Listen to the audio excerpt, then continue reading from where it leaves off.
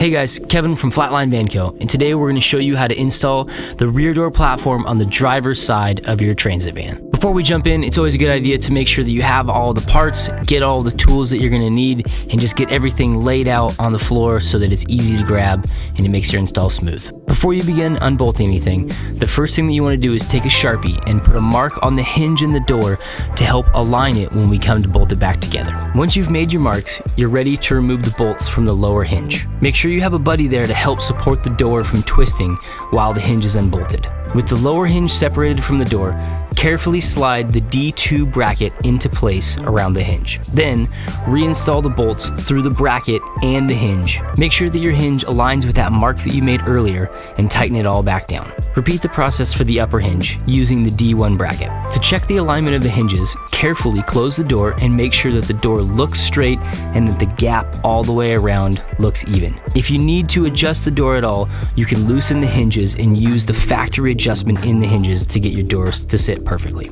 Next, to get access to the inside of your door where we're going to mount a bracket, you want to remove the door card and peel back the vapor barrier. We've included 2 templates to make drilling the needed holes as easy and stress-free as possible. Just line up the template and make a mark before you start drilling. We also recommend that you use a center punch and then start by drilling a small hole.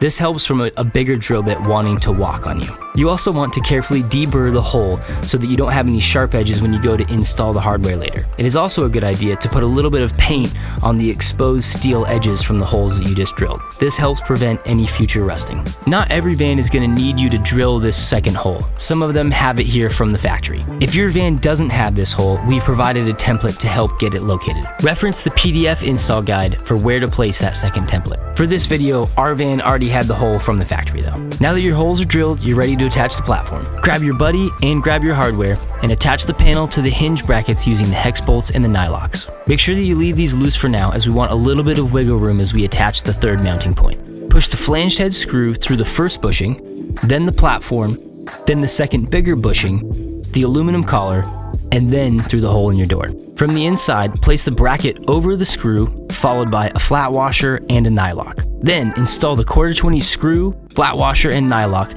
through the edge of the door into the bracket. Make sure that the bracket is seated good and straight and tighten down the 1/4-20 screw. Then tighten down the main 3/8 button head screw. Make sure not to over tighten. You want it to be snug, but not crushing the bushing so much that it looks like it's bulging. Now you're ready to fully tighten down the bolts on your hinges.